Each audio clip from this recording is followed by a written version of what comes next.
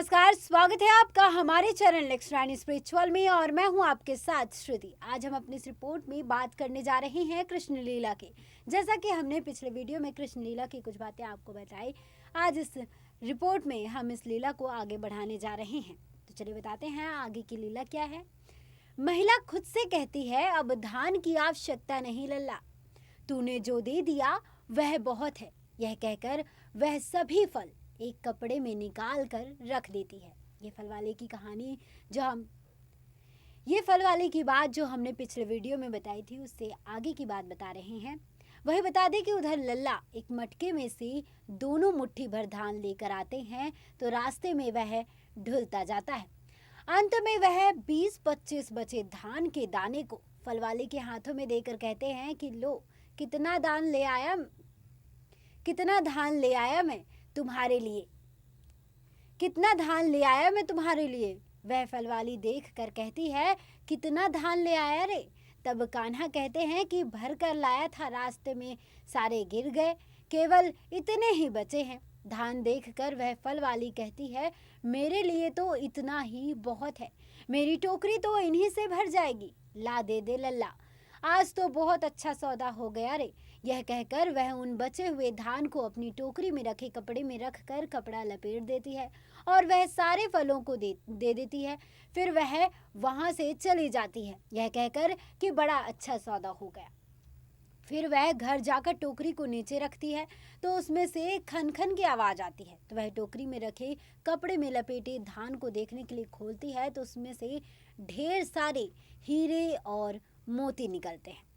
यह देखकर उसकी आंखें फटी की फटी रह जाती हैं। यह देखकर आसमान में नारद जी भी खुश हो जाते हैं और प्रभु की स्तुति में कहते हैं कि सोच समझकर सौदा किया कि जो ये नंद का लाल बड़ा व्यापारी।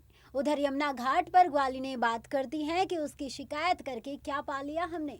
तब कलावती कहती है कि पाया तो कुछ नहीं, खो दिया है हमने। तब एक ग्वालिन कहती हैं कि ये सारी करतूत तुम्हारी है, उसी पाप का तो फल है कि अब हम उसे देखने से भी वंचित हो गए हैं, अब वह हमारे पास कभी नहीं आएगा। ग्वालिनों की ये चर्चा कान्हा का सखा मनसुखा सुन लेता है और वह जाकर कान्हा को बता देता है। एक सखा कहता है कि इसका अर्थ ये है कि वो समझौता करने के लिए तैयार हैं। सभी कान्हा से कहते हैं कि हमें उनसे संधि करके माखन ले लेना चाहिए। तब कान्हा कहते हैं कि उन्होंने तो हमें कभी भी ये वचन नहीं दिया था कि अब वे कभी हमारी शिकायत नहीं करेंगे। बोल मनसुखा बोल। उनमें से किसी एक ने ये भी कहा कि वो फिर हमारी शिकायत नहीं करेंगे और जो पहले शिकायत की उसके लिए क्षमा मांगने का अनुरोध किया उन्होंने। मनसुखा कहता है कि ऐसी तो कोई बात नहीं हुई। तब कान्हा कहते हैं कि तो इसका अर्थ है कि अभी समझौते का ठीक समय नहीं आया।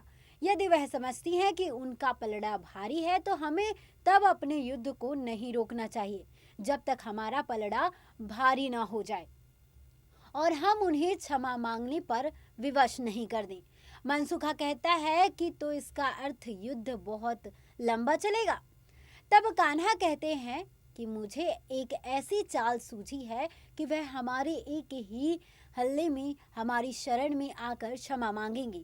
फिर वह योजना बताते हैं कि इन दिनों अधिक मास में कात्यायनी माँ का व्रत रखकर वे सभी ग्वालिनें उस वन में पीपल के वृक्ष के नीचे माता के मंदिर में पूजा के लिए जाती हैं।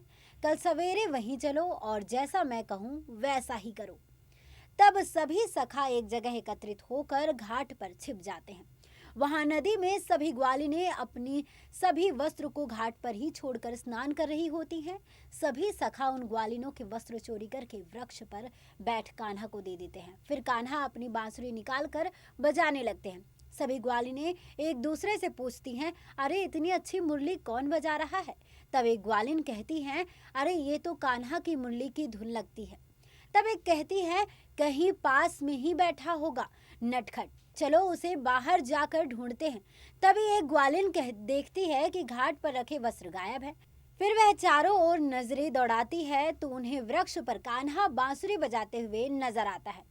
तब सभी कान्हा को पुकारती हैं। फिर एक कहती है, तू यहाँ क्या कर रहा है रे। तो कान्हा कहते हैं, मैं अपनी मुरली बजा रहा हूँ, पर तुम लोग यहाँ क्या कर रही हो। तब एक कहती हैं, हम स्नान कर रही हैं। तब कान्हा कहते हैं, अच्छी बात है, करो। यह कहकर वे पुनः मुरली बजाने लग जाते हैं। तब एक कहती है, कान्हा हम नदी से बाहर आना चाहती हैं। फिर कान्हा कहते हैं, तो आ जाओ। दूसरी कहती है, परंतु हमारे पास वस्त्र नहीं है। तब कान्हा कहते हैं, तो तुम वस्त्रहीन होकर नहा रही हो। एक शर्मा कर कहती है, हाँ। यह सुनकर कान्हा कहते हैं, छी छी छी, तुम्हें पता नहीं, नदी में वस्त्रहीन होकर नहाना पाप है, इससे नदी की देवी का निरादर होता है। यह सुनकर एक कहती है, भूल हो गई, पर अब हमारी सहायता करो, हमारे वस्त्र हमें लाकर दे दो। कान्हा कहते हैं कि मैं क्यों लाऊं। तब वे कहती हैं कि फिर हम यहाँ से बाहर कैसे निकले। तब कान्हा कहते हैं, जिस प्रकार अंदर गई थी उसी प्रकार बाहर निकल आओ। तब एक दूसरी ग्वालिन कहती हैं कि परंतु उस समय तो यहाँ कोई नहीं था। तब कान्हा कहते हैं कि भगवान जी तो थे, सुना नहीं तुमने कि भगवान जी तो सब जगह होते हैं। तब एक कहती है, भूल हो गई लल्ला, अब हम ऐसा नहीं करेंगे, अब हमें और मत सताओ, हम तुम्हारे हाथ जोड़ती हैं। यह सुनकर कान्हा कहते हैं कि अच्छा, हम तुम्हारा ये कार्य कर देते हैं, परंतु हमारी एक शर्त है। तभी एक ग्वालिन कहती है कि अरे वो देखो, हमारे वस्त्र उसी पेड़ पर हैं। तब दूसरी ग्वालिन कहती है, इसका मतलब यह है कि तूने चुराए हैं हमारे वस्त्र। कान्हा कहते हैं कि मैंने सोचा कोई चोरा कर ले जाएगा, इसलिए उन्हें उठाकर मैंने अपने पास रख लिए, और अब तुम कहती हो तो तुम्हें दे दूंगा, परंतु मेरी एक शर्त है। तब सभी ग्वालिनें कहती हैं कि हमें नहीं मानना तेरी कोई शर्त, यशोदा मैया से शिकायत करके तेरी पिटाई लगवाऊंगी। तब कान्हा कहते हैं कि नहीं देना मुझे वस्त्र। फिर कान्हा कहते हैं कि अरे मनसुखा, तू कहता था कि ये ग्वालिनें समझौता करना चाहती हैं। तब सभी सखा यह सुनकर घाट पर आकर बैठ जाते हैं। यह देखकर ग्वालिनें और घबरा जाती हैं। मनसुखा खड़ा होकर कहता है, हाँ देख रहा हूँ। तब एक ग्वालिन कहती है, अच्छा तो सारे धूर्त एकत्रित होकर आए हैं, याद रखना सारे गांव वालों से तुम्हारी पिटवाई कराऊंगी। तब मनसुखा कहता है कि कृष्णा, ये क्या, गांव वालों के पास जाएंगे, हम इनके वस्त्र लेकर इनके पतियों को दिखा देते हैं, ताकि वो भी जान ले कि हमारी पत्नियां खुले वन में निर्वस्त्र होकर कैसे घूमती हैं। यह सुनकर सभी ग्वालिनें घबरा जाती हैं। मनसुखा कहता है, कृष्णा हमें दे दे इनके वस्त्र, और तू भी नीचे आ जा, देख लेंगे इनको। यह सुनकर सभी ग्वालिनें मिन्नतें करने लगती हैं और कहती हैं, हम किसी से भी कभी कुछ नहीं कहेंगी, हमारे वस्त्र हमें वापस दे दो। तब मनसुखा कहता है, समझौता करने को तैयार हो। सभी एक साथ कहती हैं, हाँ। तब मनसुखा कहता है, तो हमारी शर्तें सुन लो। पहली शर्त ये है कि आज के बाद कोई शिकायत लेकर यशोदा मैया के पास नहीं जाओगी। बोलो स्वीकार है? सभी एक साथ कहती हैं, हाँ स्वीकार है। तब मनसुखा कहता है कि दूसरी शर्त यह है कि प्रतिदिन हम सब के लिए माखन और छाछ लेकर आया करोगी। बोलो स्वीकार है? सभी एक साथ कहती हैं, हाँ स्वीकार है। फिर मनसुखा कहता है कि पिछले शिकायतों के लिए कान पकड़कर क्षमा मांगो। सभी कान पकड़कर क्षमा मांगती हैं। तब मनसुखा कहता है कि वचन दो कि फिर कभी नदी में निर्वस्त्र होकर स्नान नहीं करोगी। सभी वचन देती हैं। फिर वे सभी वस्त्र देकर चले जाते हैं। फिर एक सखा कहता है कि मान गए सेनापति एक ही चाल में हरा दिया।